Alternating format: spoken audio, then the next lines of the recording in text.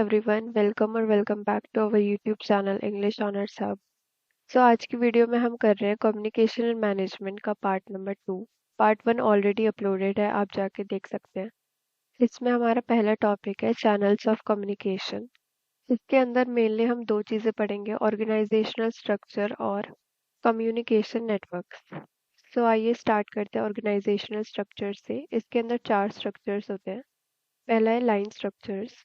एक ऑर्गेनाइजेशन के अंदर जो लोग हायर पोस्ट पे होते हैं या हायर लेवल पे होते हैं वो अपने जूनियर्स को इंस्ट्रक्शंस देते हैं और उनको सुपरवाइज करते हैं। इसी तरह से जो लोअर लेवल के जो लोग होते हैं वो अपने हायर को रिपोर्ट्स देते हैं, रिक्वेस्ट देते हैं। इसको एक एग्जांपल से समझते हैं। जैसे जनरल मैनेजर प्रोडक्शन मैनेजर को इंस्ट्रक्शन देगा, उसके बाद प्रोडक्शन मैनेजर प्लांट सुपरिटेंडेंट को, प्लांट सुपरिटेंडेंट फोरमैन को और फोरमैन फिर वर्कर्स को। बट हमें इसमें ये ध्यान रखना है कि जनरल मैनेजर सीधे प्लांट सुपरिटेंडेंट या फोरमैन को नहीं दे सकता इंस्ट्रक्शन। ये एक लाइन बाय लाइन प्रोसेस है, इसीलिए इसको लाइन स्ट्रक्चर्स बोलते हैं। जब ऑर्गेनाइजेशन बहुत ज़्यादा बड़ी होती है तो बहुत लंबी कम्युनिकेशन ही चलती है, जिसकी वजह से हमारा प्रोसेस डिले हो सकता है। नेक्स्ट है हमारा कमिटी स्ट्रक्चर। जब किसी ऑर्गेनाइजेशन में कोई प्रॉब्लम आती है और एक सिंगल बंदे से वो प्रॉब्लम हैंडल नहीं होती या फिर उसको सोल्यूशन नहीं मिलता, तो वो इस प्रॉब्लम को कमेटी में भेज देता है। कमेटी के अंदर ग्रुप ऑफ पीपल्स होते हैं जो कि आपस में डिस्कशन वगैरह करके उस प्रॉब्लम का सोल्यूशन निकालने की कोशिश करते हैं। कमेटी का हर एक मेंबर इक्वली इन्वॉल्व होता है इस प्रोसेस के अंदर। नेक्स्ट हमारा फंक्शनल स्ट्रक्चर्स।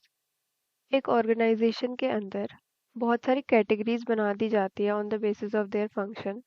जैसे एचआर डिपार्टमेंट अलग हो जाएगा, उसके बाद आईटी डिपार्टमेंट अलग होगा। इसके बाद है हमारा matrix structure. Matrix structure combination होता है दो स्ट्रक्चर का, फंक्शनल स्ट्रक्चर और प्रोजेक्ट स्ट्रक्चर। नेक्स्ट टॉपिक है हमारा कम्युनिकेशन नेटवर्क। बहुत ही अलग अलग तरह के नेटवर्क्स यूज़ किए जाते हैं एक ऑर्गेनाइजेशन के अंदर। पहला है व्हील नेटवर्क। इसके अंदर हर एक मेंबर डायरेक्टली कम्युनिकेट कर सकता है सेंट्रल फिगर के साथ। चेन नेटवर्क के अंदर सेंट्रल फिगर और बाकी अदर मेंबर्स के बीच की कम्युनिकेशन को एक इंटरमीडिएट बीच वाला बंदा एक कंट्रोल करता है।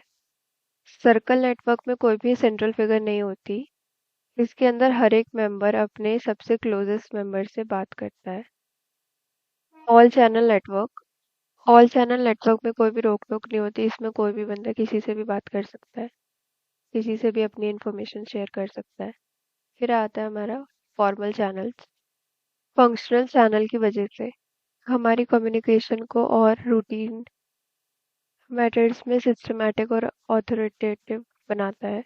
इसके अंदर काम इंस्ट्रक्शंस और ऑर्डर के बेसिस पे होता है। हर एक मेंबर को एक अलग रिस्पॉन्सिबिलिटी मिली होती है और उसको उसको पूरा करना होता है। नेक्स्ट है इनफॉर्मल चैनल। ये चैनल पर्सनल यूज के लिए होते हैं ज़्यादातर, रादर देन एडमिनिस्ट्रेटिव नीड्स, और इसको पॉपुलरली ग्रेपवाइन भी बोलते हैं। ये ओरल होता है, नॉन स्ट्रक्चर होता है और अनडॉक्यूमेंटेड होता है, मतलब इसके कोई डॉक्यूमेंट नहीं होता हमारे पास। आगे बढ़ते हैं। ये कम्युनिकेशन मैनेजमेंट के लिए बहुत ज़्यादा यूजफुल है क्योंकि इसके थ्रू वो करेक्ट इन्फॉर्मेशन पहुंचा सकते हैं through out the company. Grapevine बहुत ज़्यादा इफेक्टिव है क्योंकि ये ओरल है, स्पॉन्टेनियस है, फ्लेक्सिबल है, मल्टी डायरेक्शनल है और बहुत सारे एम्प्लॉयज़ तक ये पहुंच जाती है इन्फॉर्मेशन बहुत ही कम समय में। इसकी वजह से फीडबैक भी तुरंत मिल जाता है, ऑनेस्ट व्यू पॉइंट भी मिल जाता है और हमारे रिलेशनशिप भी अच्छे बिल्ड हो जाते हैं। अब ग्रेपवाइन की भी अलग अलग तरह की चेन्स होती हैं। पहली है सिंगल स्ट्रैंड चेन। ये बहुत ही सिंपल सी चेन है जिसके अंदर इंफॉर्मेशन ए से बी तक जाती है, फिर बी सी को बताता है, सी डी को, एंड सो ऑन, ऐसे चलता रहता है। गॉसिप चेन के अंदर सेंडर खुद सेलेक्ट करता है कि उसको किसको बात बतानी है on the basis of trust.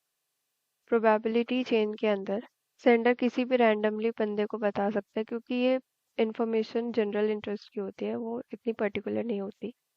Cluster chain के अंदर ए सिलेक्ट करता है दो इंडिविजुअल, मान लो बी एंड सी, फिर बी एंड सी शेयर करते हैं इस इंफॉर्मेशन को फर्दर दो और लोगों को।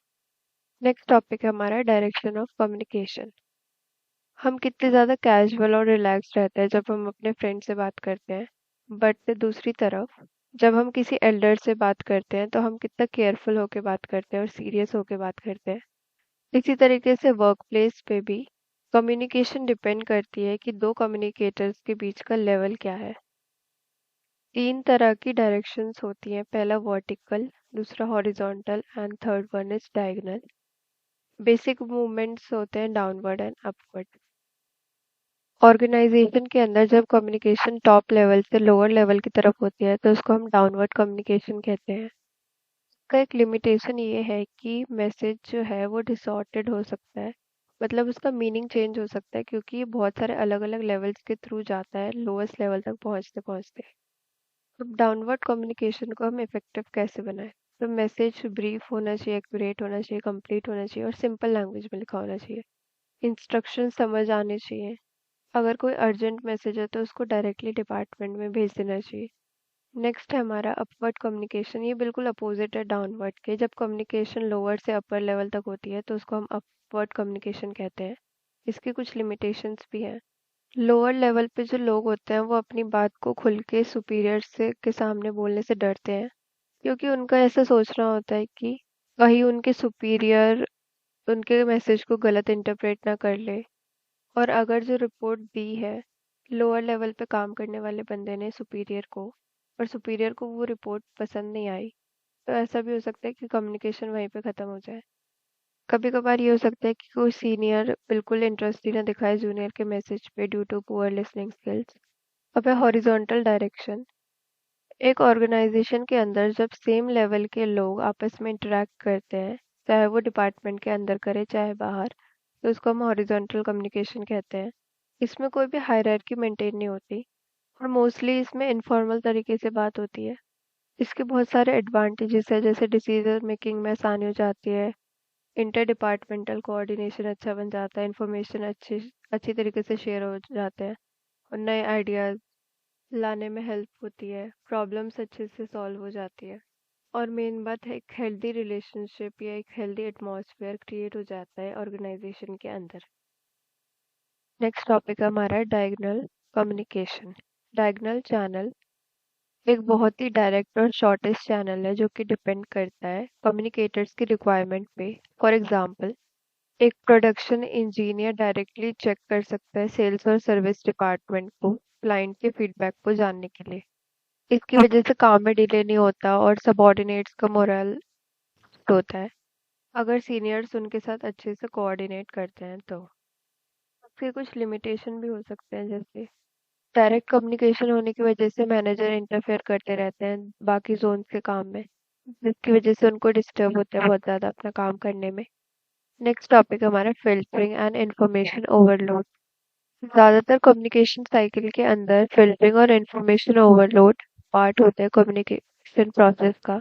हमें एक बैलेंस मेंटेन करके रखना चाहिए, मतलब कि ज़्यादा इन्फॉर्मेशन भी नहीं देनी चाहिए और कम इन्फॉर्मेशन भी नहीं देनी चाहिए, जिसकी वजह से एक हमारा नेगेटिव इम्पैक्ट पड़ता है फंक्शनिंग पे ऑर्गेनाइजेशन की। फिल्टरिंग फिल्टरिंग के अंदर ये होता है कि जब इन्फॉर्मेशन को पूरी तरीके से ना देके बहुत कम इन्फॉर्मेशन दी जाती है तो उसको हम फिल्टरिंग बोलते हैं।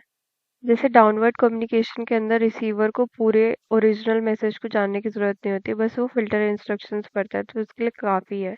बट कभी कभी इंफॉर्मेशन बहुत ज़्यादा ही विथहेल्ड होती है, बहुत ही कम दी जाती है, जिसकी वजह से रिसीवर कंफ्यूज हो जाता है और खुद से ही सोच लेता है कि यहाँ पे ये हो सकता है। अपवर्ड कम्युनिकेशन के अंदर भी अगर फिल्टरिंग बहुत ज़्यादा हो, मतलब इंफॉर्मेशन बहुत कम दी जाए, तो मैनेजमेंट रॉन्ग कंक्लूजन पे भी पहुंच सकते हैं और गलत डिसीजंस भी ले सकते हैं। अब इसका उल्टा ही है इन्फॉर्मेशन ओवरलोड। जब बहुत ज़्यादा इन्फॉर्मेशन दे दी जाती है तो उसको इन्फॉर्मेशन ओवरलोड बोलते हैं। अगर सारे ही सबऑर्डिनेट्स हर एक इन्फॉर्मेशन देने लगे मैनेजमेंट को तो ये बहुत इम्पॉसिबल हो जाएगा मैनेजमेंट के लिए कि वो हर एक का रिप्लाई दे, क्योंकि मेल बॉक्स पूरा भर जाएगा मैनेजमेंट का। सिर्फ कुछ कुछ ही मैसेज पढ़ पाएगा मैनेजमेंट और इस चक्कर में हो सकता है कि कोई इम्पोर्टेंट बात उससे मिस हो जाए। इसकी वजह से पूरा एंटायर कम्युनिकेशन प्रोसेस इनएफिशिएंट और इनइफेक्टिव हो जाता है।